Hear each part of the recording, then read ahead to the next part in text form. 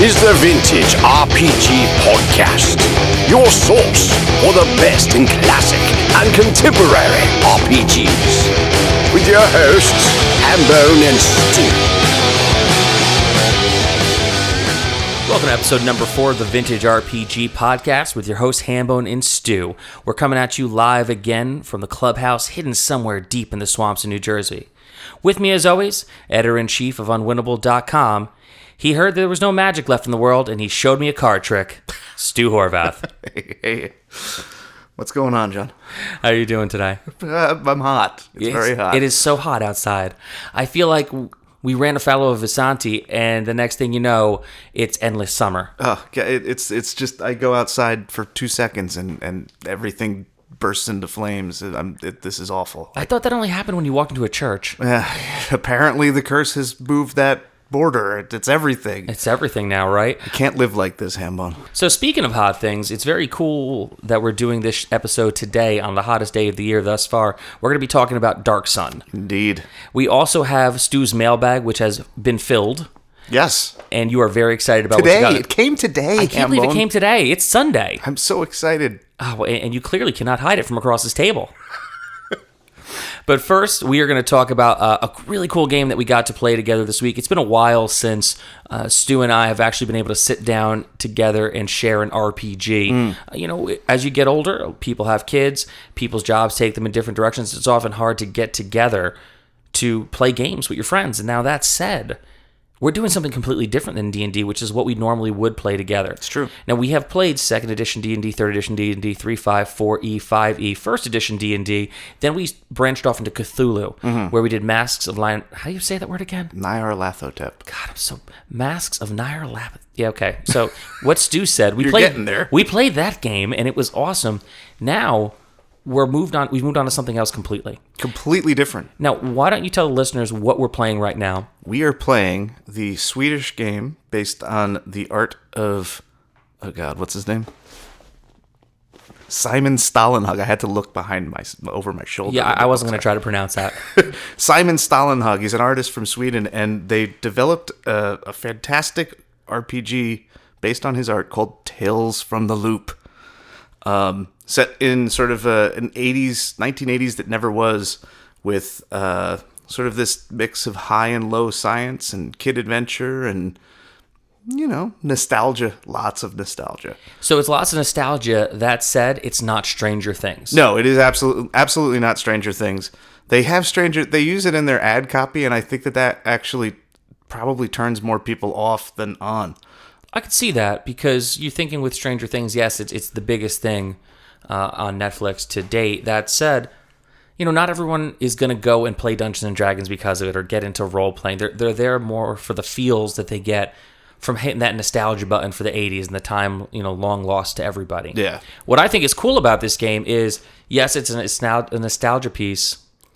It's also a gateway for people who don't normally role play to jump headfirst into it. So the people who are playing this game right now is currently Stu, myself, our friend George, our friend Sean. Now, the four of us have been playing D&D together at role-playing games for, 15 plus years. You guys have been playing together for like 30 years. Yeah, me and George and Sean have been playing since we were kids. So our friend Dave, who doesn't normally play with us because he's not really into RPGs, he sat in with us last night when we played the game, and he had a blast. Yeah, he was over the moon. And he actually probably came up with some of the most clever and outside-the-box ideas, because in this game, when you build your character, you have things that really set you apart from other characters. So I'm playing a rocker. Mm-hmm. George is playing a computer nerd. Dave's playing the jock. And Sean is playing the cool girl. Mm-hmm. Right? And everyone has a thing. Yeah. So Sean's thing is he has a credit card. I have a guitar that got stolen. What does George have? A Texas Instrument calculator? Yeah. Right? Yeah. And Dave's got a dirt bike. But this is all your thing, that whenever you use it, it's almost like you automatically are going to win your challenge. And everything's based off a D6 system. Yeah, and it's a super simple, stripped-down D6 system. You roll a bunch of D6 for whatever your score or your skill is. Right. And if you get a single 6, usually you pass, which actually is harder than it sounds. It's surprisingly harder than it sounds. Certain skills that you have, you could roll up to 8 dice. Yeah, so you could whatever it's the combination of your ability score for whatever your stat is, like brain, and then your skill score. So yeah, you can get up to 10, I think, at the end of the game. So believe me when I say it's actually hard to get 1/6 out of 10 dice. I failed on one of my first challenges. I went to go kick the ass of a kid who had beat me up, and I got beat up again. Yeah. And what's cool about it is it's live storytelling. Yeah. Everyone is involved in it. Everyone's kind of vamping. Everyone is actually, there's points to the story. There is an overarching story. There is an environment that you're in. However, the choices that you make unfolds the stories in unique ways. So eventually, you are going to get to the point where, okay, so I need to find this thing, or I need to go to this place. Eventually, you will get there. Yeah. However, it may take you a little longer because this story is not on the rails. Out of the box, it's set in Sweden or Boulder, and both of those places are so far away that I don't know. Right. It didn't hook me, so I just set it here in Kearney, Which is awesome. So because we all live here, and so it takes this load of storytelling off because we already know where we are, and then further, like, I don't have complete control over it. You guys have a lot of autonomy over your characters. You get to decide on the fly, what your dad does for a living, or like, what you had for breakfast this morning, how much money you have in your pocket. And that directly impacts the story. Yeah. Like, we had to go buy a bird cage, and you're like, well, do you have money? And I was like, well, do I have money? And you looked at me and you said, well, do you have money? And I was like, yes, I absolutely have money. And it's not like I'm going to pull this crazy MacGuffin out of my pocket, but I had like the $5 to buy the bird cage. Yeah, it made sense. Because it made sense in the story. And I think that's what's super fun about it. It was awesome because you guys happened to be in a spot where there used to be a pet store across the street in real life. And that's how we knew, that's where the idea came from. It works so well, It's amazing because since you've placed it in Kearney and Nutley, right? Yep. And I actually, in my storytelling, I went to Rutherford, which is a couple towns away, because there was a specific music store there that I knew we could go to. And there would be able to tell the story there. Because this is where we grew up. So, listen, I've never been to Faerun. Exactly. However, I grew up in Clifton and Nutley. I've lived in Kearney, most of my adult life. Like, for me, it's so much more exciting, this kind of storytelling. Yeah. Because it's so much more visual to me. And plus, I grew up in the 80s, so everything that's happening, I was there, man. Yeah. And I think that's great for Dave, because Dave doesn't have that sort of institutional knowledge of something like Forgotten Realms. Right. Like, we've read those books, enough of them, that we all sort of have like a gist of what it's like. Exactly. But like, you try and sell a guy like Dave on that, and he's just like, Tolkien? Like, where's the common point? Right. Like, he grew up in he's younger than us. A little younger than us. But he did grow up. I know that for sure. Yeah. And there's just a shared experience of like life experience that you can bring to a game like this, and it's fun.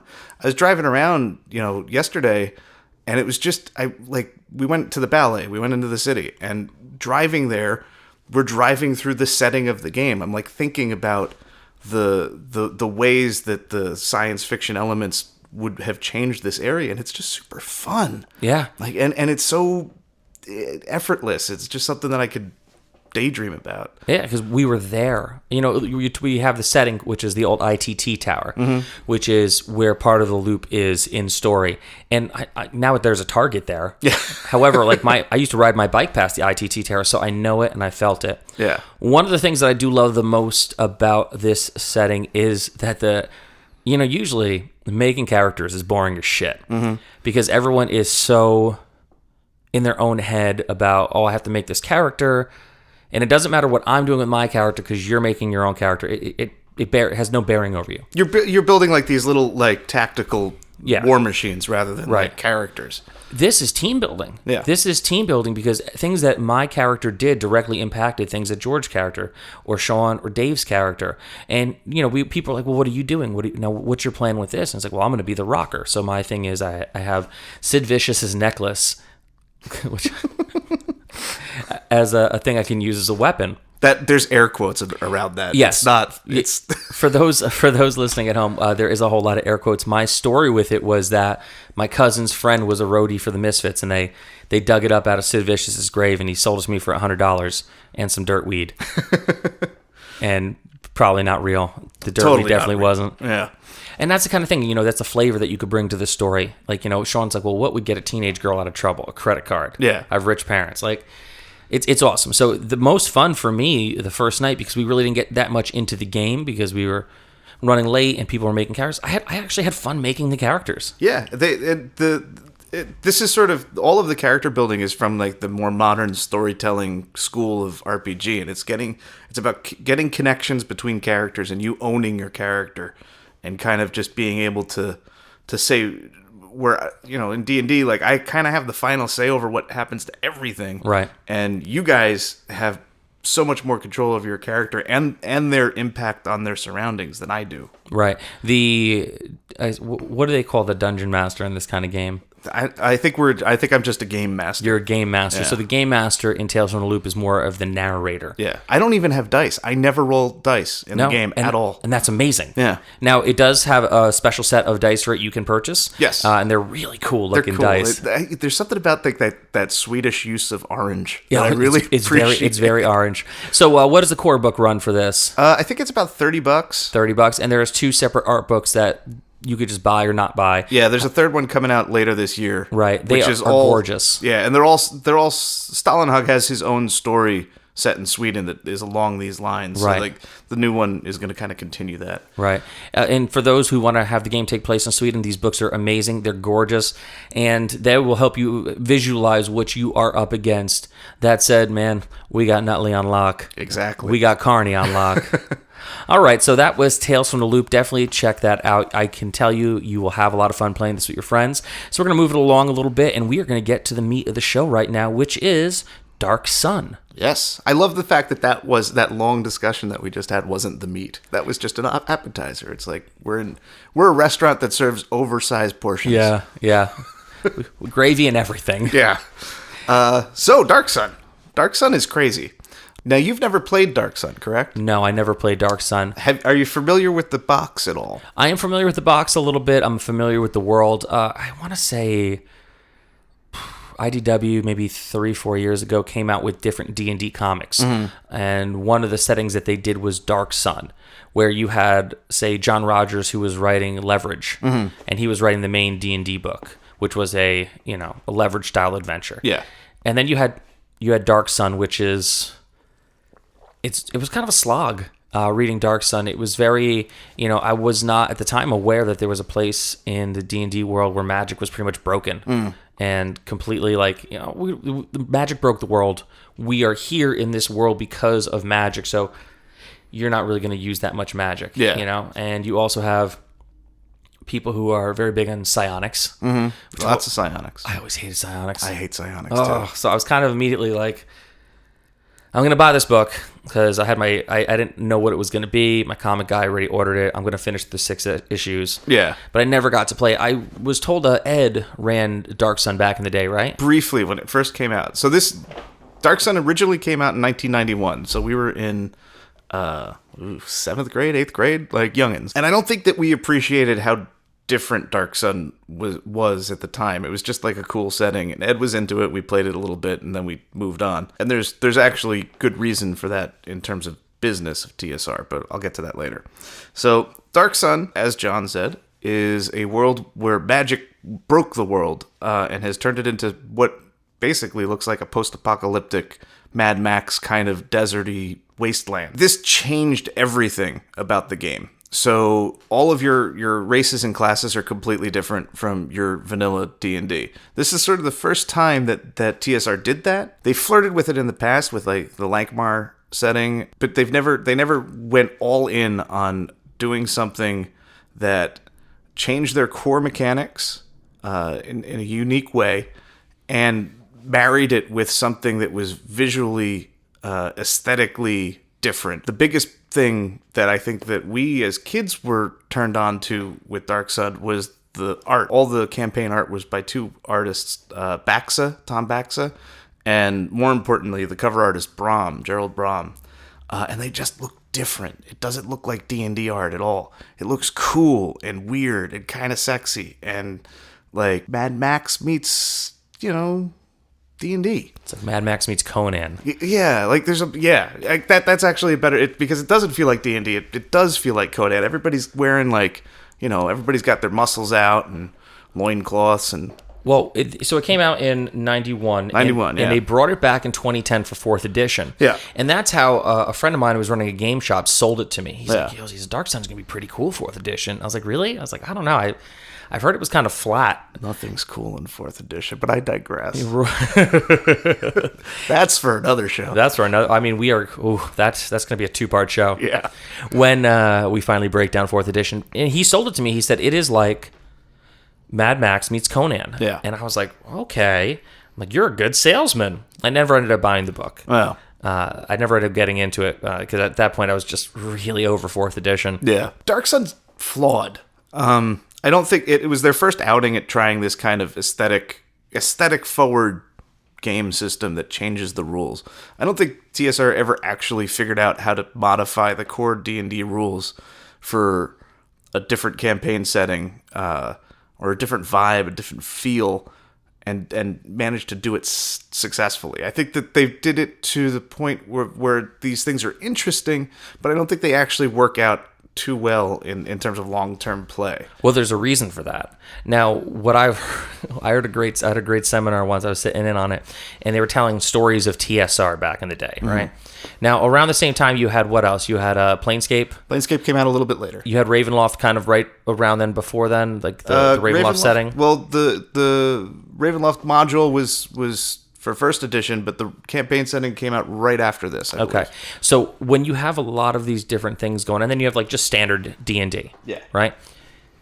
They would not allow anyone to playtest anything. Wow. TSR was like, no, we need to keep pumping out product. We need to pump out product, pump out product, pump out product.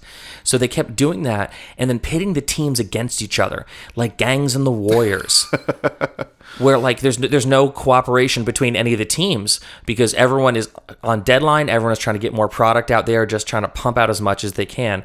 So, I asked around to a bunch of my friends who played D&D for a long time, and what they always said about Dark Sun was that you could tell it wasn't play tested.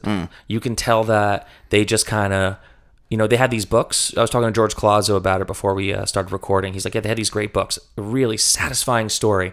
He's like, and then the story's done.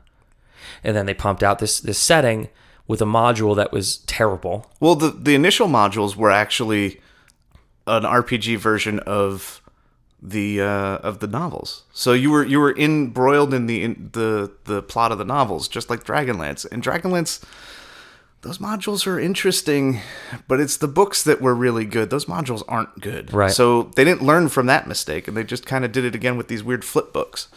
Well, it's interesting because before that, so Dragonlance was, a lot of it was Tracy Hickman, right? It was Tracy Hickman and, Tracy Hickman. So you have Tracy Hickman who wrote arguably... Margaret Weiss. And Margaret Weiss, Yeah. right? Arguably one of the greatest modules of all time, the original Ravenloft. Yeah. Pharaoh, a few other hits that were play tested to shit over the course of years before they got to TSR and released them. Oh, I think Ravenloft was actually Tracy and Laura Hickman. Tracy I think and Laura it's Hickman, yeah. His wife. I'm not sure. And I think that we could figure this out in the show notes. Yeah. We got corrections already. Did we get corrections ready? No.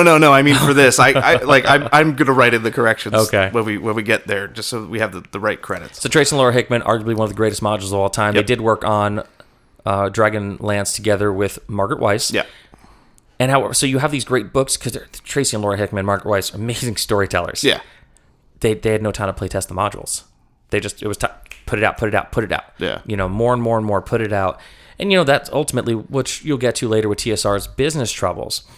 That's why things like Dark Sun and other games that would be so much more aesthetically fun to play weren't. Yeah. Broken games. Yeah. I mean, they did a good job with Planescape, which I think is I think it goes, Dark Sun is the first real aesthetically driven campaign setting. And then it's followed almost immediately by Ravenloft, which is completely broken. It just doesn't work because it's a horror setting, and horror is not good for D&D. I really don't. I don't believe that. We could probably fight over that, and you could have a difference of opinion, but you're never going to change my mind. It's my way or the highway, guys. Yeah. So you can tell that Ravenloft had its issues though, because 2 years later they have another Ravenloft box set that's a revision.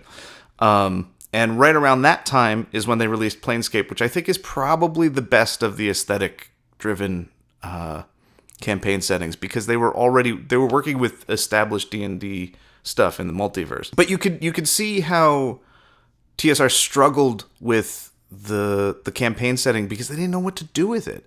The first several campaign source books were all about, how to change your core Dark Sun campaign, change it from what is in the box to making it a merchant campaign. While I think that's super interesting, how many people played that?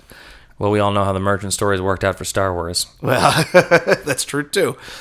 Ooh, I never thought of that. Yeah. So they never really knew how to support the game, and it was the other big thing was that it was intended as a high-powered, high-level adventure campaign. Right. But it still starts you out at first level. I have the hardcover book Dragon Kings back in the day, and I always wanted to get there to the level 20 to 30.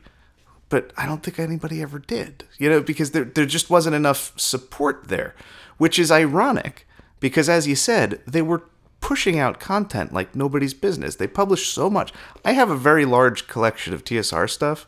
You can attest to this. Oh, I can very much so attest to it. Yeah. I helped you build bookshelves once for it. Yeah. So I counted recently. I have a checklist of what I have and what I'm missing. You do like lists. I do. I have about a third of their entire output. A third. All this crap, and I only have a third of it. Like, how did they push all of this product and just not support? They managed to do both things wrong. They didn't support their campaign setting adequately, and they also overpublished. Yeah. So, I don't. And that's what killed them. Yeah. I mean, George Colazzo and I have a hoard of D&D books and modules and stuff at the house. And I think if we combined ours with yours, we still wouldn't even be at half. I bet we would be maybe at just about half. Yeah. And it's crazy. I don't know. We got a lot of second edition kits. A lot of kits. But Dark Sun is still cool. There's something about it. I don't ever want to play it. I don't ever want to force anybody to try and figure out the psionics rules. They were never made sense. They didn't make sense in first edition. They redid it in second edition, and they were always broken and hard to understand. But I like reading it, and I definitely like the art. The art is super special. Brahms' stuff is fantastic. I used to kind of hate Tom Bax's work when I was a kid. Right. There's something jaggedy and flat and weird about his stuff. But the older I get, the more I really appreciate how freaking weird he is. And, all of his monsters are, they're all tooth and fang and strange. Because I always like monsters that are not classic D&D monsters. Right. By classic, I mean the sort of drawn from mythology. Okay. Then you have the pool of monsters that are classic D&D monsters, like the Beholder and the Grell and those super weird 80s monsters. Yeah. And then you have that school of Cthulhu thought where you have weird tentacle monsters. I love anything that isn't one of those three easy categories because they're strange and odd and I don't know how to describe them but they're not a Lovecraft thing, you know what I mean? And that's great that you bring that up because a lot of monsters that I see now in different books, it's really easy to slip into Lovecraft. Yeah. I almost feel and I'm going to get so much hate mail for this, Lovecraftian is almost lazy at this point. Yeah, absolutely. Because it's we'll slap a tentacle on it, multiple eyes, weird maw, call it a day, Bob's your uncle. Yeah. And I feel like a lot of that has gotten to a point where, you could do better. Yeah. And granted, I'm not drawing monsters for a living. However, it's easy to slip into Lovecraft. Yeah. So I agree with you. In this kind of setting, you had creatures that were weird. Yeah. But weird in a way that was none of those things and was internally consistent because Baxa did so many of I think he did all the monster illustrations. So that it all feels like they sprang from the same world where everything's sort of, there's a lot of there's a worminess to a lot of his anatomy where it doesn't look like they have bones. Right. And there's a lot of really cool big talons and teeth. And I don't know, there's just something cool about his stuff. Well, it looks like monsters that would have survived the fallout of the world being destroyed by magic. Yeah. It's a world with two suns, right? That's actually a really good question. Yeah. I know there's a big dark one. Yes. It's in the name. Off the top of my head, I think there is sort of another orb there, but I think that might actually be Athos, the planet. You know what it is? Forgive me. It's 2 moons. 2 moons. Yeah, because it takes place in the Tyr region, and other areas described as the ringing mountains and the jagged cliffs has a single crimson sun and 2 moons named Ral and Guthe. There was some least amount of letters there, so I was able to pronounce those, I think, properly. So that's pretty. It's pretty cool. It lasted for a few years, and it was not supported by 3rd edition. A bit. That said, because of the open gaming license, Paisio took the ball and ran with it. Yeah. So Paisio kept, because Dark Sun had a lot of diehard fans. Yeah. A lot of fans who were very, very excited about it. They love the setting. They love the feel of it. Our friend at D&D Daily on Instagram, it's his favorite campaign setting. Yeah, absolutely. So Paisio ran with it, took the ball, and I'll honestly say it. Talking to people, it looks like when Paisio took the ball and ran with Dark Sun, they also took away a lot of D&D fans and ran with them and brought them over to Pathfinder. Yeah. And in settings like that, like they were like, oh, well, if TSR is not going to put out what we want, there's other companies that will. Yeah. And actually, I do hear that I've heard rumored for a while now that that Wizards is going to put out source books for its 2 or 3 biggest campaign settings, Dark Sun, Spelljammer, and I've heard Planescape. This could just be like fan prayer, but I have been hearing that for a while. Oh, I've heard Planescape and I've heard Dark Sun. I've not heard Spelljammer though. I have heard Spelljammer. I've heard Spelljammer a little bit more than Dark Sun, actually. I would be so excited about that, but that's probably also a subject for another podcast. Well, with the rumors being what they are, you say what you will about 5th edition, it is a streamlined enough edition that if they did drop a Dark Sun, a Planescape, or a Spelljammer book now, and say a monster manual for it, the rules are streamlined enough that you could actually go and play those, where it wouldn't be kind of like a broken system. Yeah. And they actually put a lot of love and care into what they do now, and thoughtfulness as to what they put out. They're not just putting out books and modules just to put out books and modules. Like when they put out Horde of the Dragon Queen. Yeah. Right? And then the Rise of Tiamat. So you only got, I think, 2 modules that first year, which was Horde of the Dragon Queen and Rise of Tiamat, and that was the storyline for the year. And then you got the next year, you got was that Storm King's Thunder, Storm Kings, yeah. And you got Out of the Abyss. Yeah, I think you got one more that year as well. So you only had Curse of Strahd was the next year. Curse of Strahd was the next year. Then you only had like 2 or 3 stories that year as well. So it's not like when you used to walk into the old gaming store, it's like, oh, module on top of module. Like they want you to play through these modules. They want you to. Again, I don't work for I keep calling them TSR. Yeah. They're TSR in our hearts. In our hearts, you'll always be TSR. It's like when my first girlfriend's name was Patty, and then she went to high school and she was Trish. And I said, you'll always be Patty in my eyes. So it's a thing where they put a lot of care into it. They put a lot of care into it, and when you read these books, you know that they want you to play every last bit of it. These books are like, what, $30? $40 sometimes. The current 5e books, yeah. $40, I feel like you're going to get your money's worth out of that $40 that you're spending, and I think that's great. So I look forward to them possibly putting out a Dark Sun for 5th edition. I would give it a whirl. It'll be interesting. I think that maybe I'm curious about how that would work, because you're right. The way they've gone about it is you kind of get like adventure book, and then you get a campaign, not a source book, and then a campaign book, and then a source book. Right. There's like a little bit of balance there, and it's all sort of vanilla D&D with the exception of Curse of Strahd.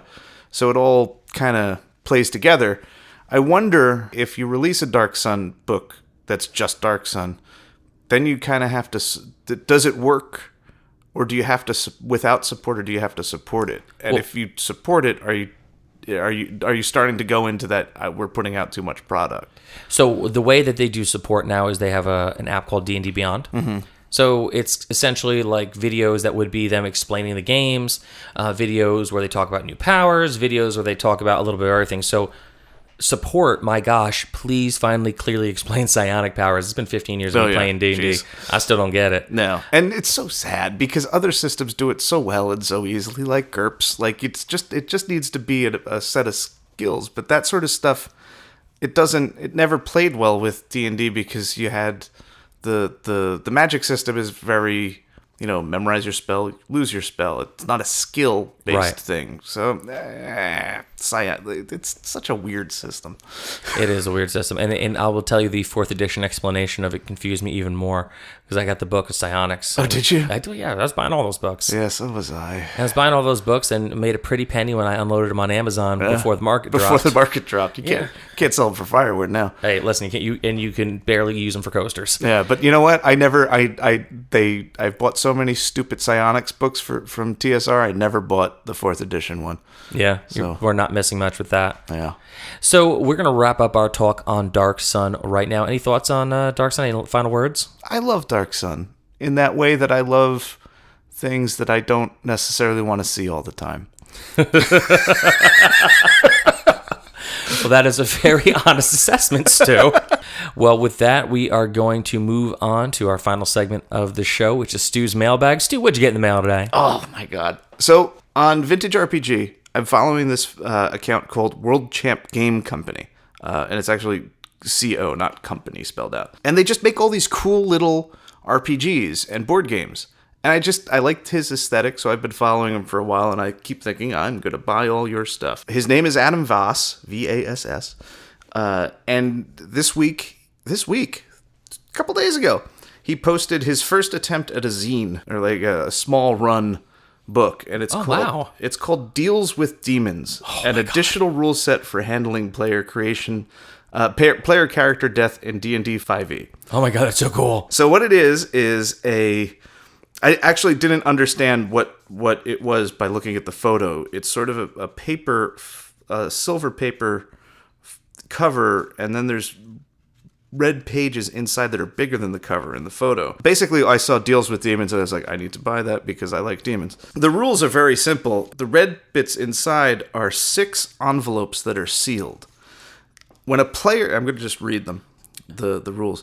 When a player character has failed 3 death saves, rendering them truly dead, tell them the following information in private. While your soul ventures through the plains in search of an otherworldly resting place, you are confronted by a dark force. You can't quite make out who or what it is in front of you, an amalgamation of evil energy and teeth, eyeballs and gore, corruption and terror. You hear its voice resonating and shaking what is left of your being as they offer you a bargain. Your soul will be returned to the plane whence it came, but at a cost. Oh my shit. So each of these envelopes represents the deal you make. Oh my shit. And that's awesome. It's completely random. There's actually 12 possible cards. I have 6 here. Right. And they're random. And basically you have to abide by the pact when you come back. All right. And it's such a great little concept. I mean, this is not going to work for Chult currently, but man, No. that will work anywhere else. So, Stu, what is this guy's name again? His name is Adam Voss, and his company is World Champ Game Company. All right, and we will put the listing for it in the show notes from this episode. I'm definitely going to go follow this guy on Instagram the minute we get off the air. It's super cool, and I cannot wait to read and fiddle with all of it. Holy crap. So, Stu, we're going to wrap this one up. Where can people find you? You can find me on Instagram at VintageRPG, and you can also find me at unwinnable.com doing my writing thing. Very cool. You can find me on Twitter at Handbreaker, where all I do is tweet about the Bullet Club. A lot of Bullet Club tweets. I also tweet about Dungeons & Dragons professional wrestling, and I retweet a lot of pictures of cute animals getting haircuts. You can also find me at MyThaiTV.com for my other podcast, My Thai Happy Hour, where every week I'm going to teach you how to make a tiki cocktail, and we're going to talk about pop culture. So for Stu Horvath, I'm John Hambone McGuire. May the dice always roll in your favor.